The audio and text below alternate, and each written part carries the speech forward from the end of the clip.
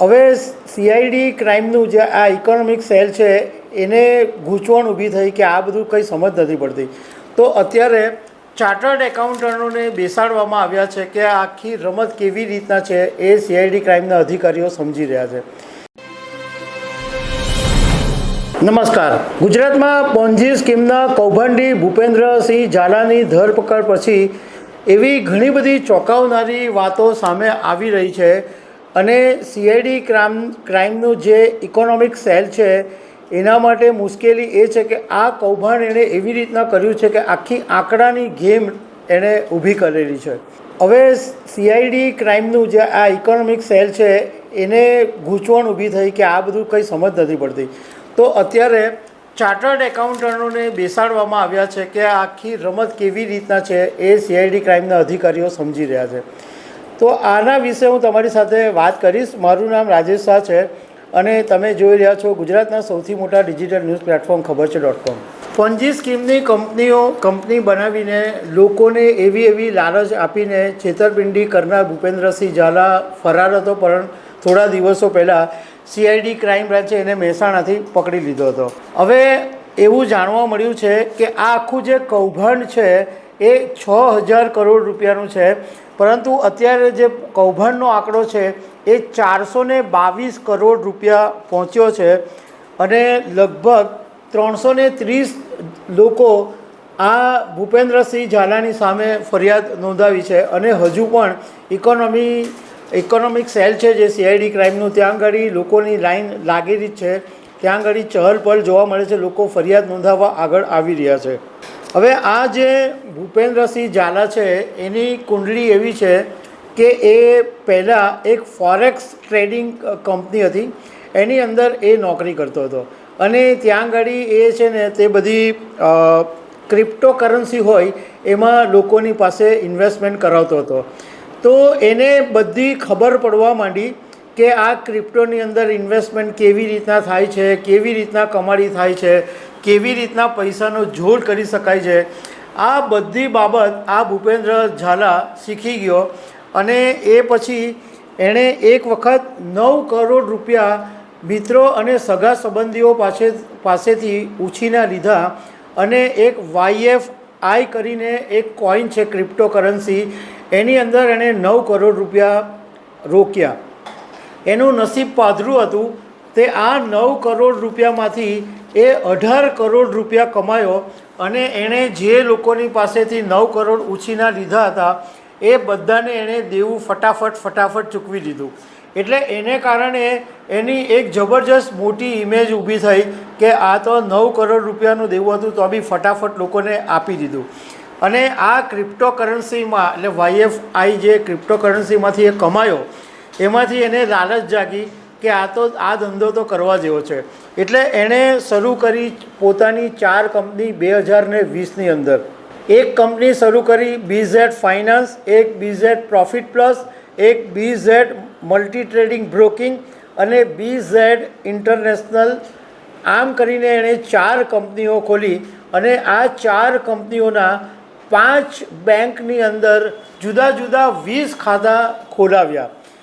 હવે આ ભૂપેન્દ્રસિંહ ઝાલા જે આખું જે ખેલ હતો એ બરાબર જાણી ગયો હતો. તો એણે તમને ખ્યાલ હશે કે મલ્ટી લેવલ જે માર્કેટિંગ હોય છે એમાં જે પ્રમાણે ચેઇન હોય એ જ મોડેસ ઓપરેન્ડી એણે આ પોતાની કંપનીમાં રાખેલી હતી.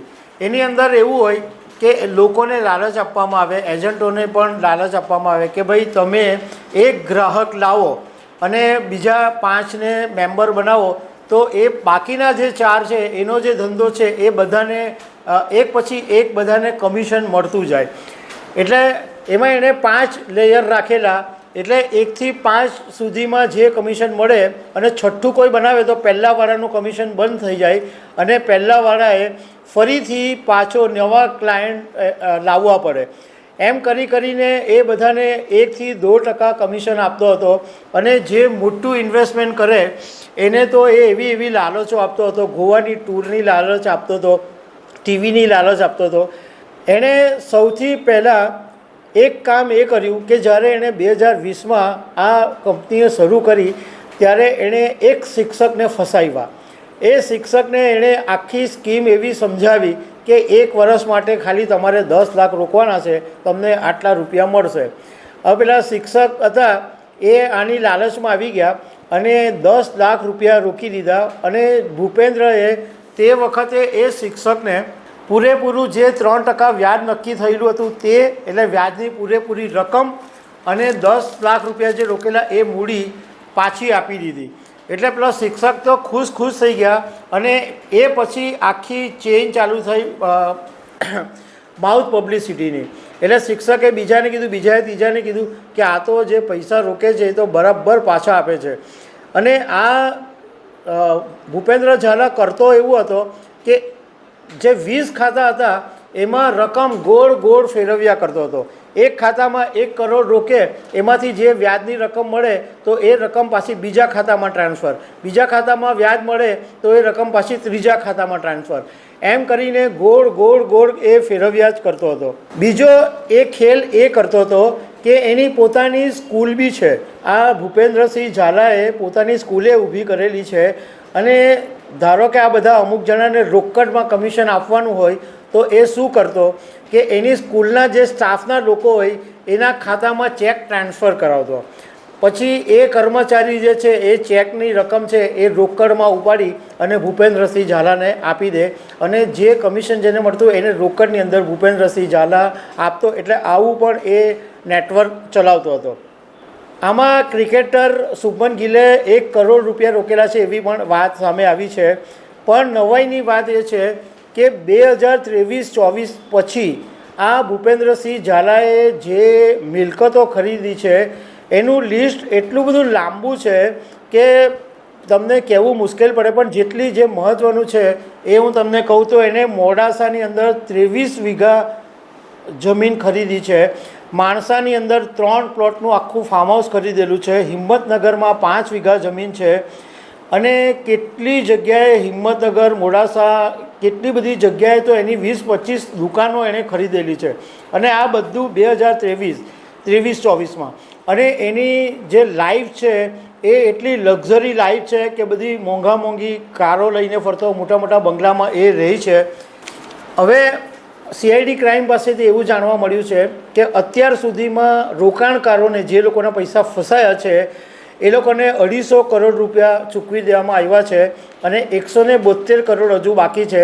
ભૂપેન્દ્રસિંહ ઝાલાની જે મિલકતો છે એને CID ક્રાઇમ બ્રાન્ચ ટાંચમાં લઈ રહી છે. અને એ રીતના રોકાણકારોને પૈસા ચૂકવવામાં આવી રહ્યા છે.